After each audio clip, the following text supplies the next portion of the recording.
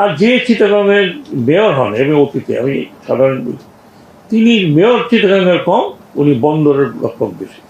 একবার বললে কাস্টম দোহাই দেয়, কাস্টম চেঞ্জ করার পরে বলে ফ্রেটের দোহাই দেয়, আবার বলে স্যার একবই হয় না। তো আমরা জানি না আমাদের এই কী চান।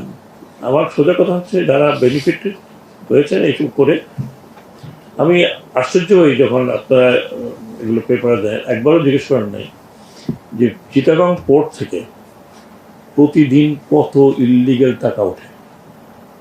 আমি একটা রাফ ফিগার দিতে পারি, বা দিলে হয়তো আপনাকে কন্ট্যাক্ট করবে, মিনিমাম কত টাকা ওঠে।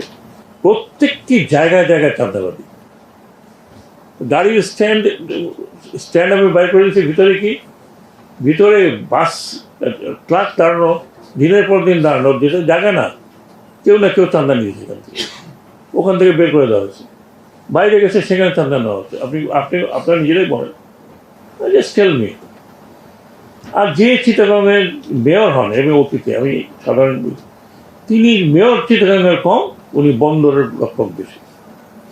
তো চিটাগাং পোর্টটা হচ্ছে একটা মানে এই সোনার ডিম পাড়ার মুরগির মতো আর কি, তাড়াতাড়ি জবাই করো, সবগুলো বের করে খেয়ে গেলো। প্রথমে বললো যে অমুক চলে গেলে তো ভাই বন্দর ডাউন হয়ে যাবে। আমি নিজে ভয় পেয়ে গেলাম যে এখন কী করবো। মিটিং করলাম, বললাম যে ঠিক আছে 5% কম হোক, সেটাও রাজি।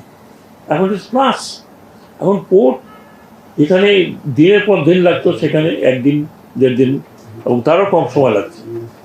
এফিসিয়েন্সি বাড়ছে। আপনি বিজনেসম্যানদের জিজ্ঞেস করেন না কেন? আপনি বিজনেসম্যান, আমার সাথে যত বিজনেসম্যান দেখা হয়েছে 100% দেখছে স্যার একটা ভালো কাজ যদি করেন তাহলে এই কাজটা করবেন। আর এটা তো আগের পরিকল্পনা, তো আমার হঠাৎ করে আসছে না, এর উপরে অনেক কাজ হয়ে গেছে। শুধু হয়নি কেন সেটা আপনারা ভালো করে জানেন, কারণ অগ্রিম দেওয়ার সিস্টেম তৈরি হয়ে গেছিল তখন। আমি আনুমানিক বলতে পারবো না, তবে আনুমানিক 2 থেকে 2.5 কোটি টাকা প্রত্যেকটা দিন। আপনি বন্ধ হয়ে জিজ্ঞেস করেন, তারাও তো আরো বেশি বলবে।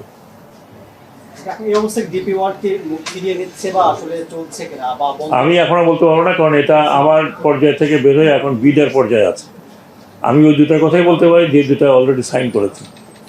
হ্যাঁ, একটা মার্কস শিপিং ওয়ার্ল্ডের ক্লেম টু বি নাম্বার 1, আর একটা হচ্ছে MSC ম্যাডলক এবং MSC claim to be number 2 আর নাম্বার 1 আর নাম্বার 2 তারা নিজেদের মধ্যেই কন্টেস্ট করে, তারা নাম্বার 1 না ডেনমার্কের নাম্বার 1 না সুইস ফার্মটা নাম্বার 1।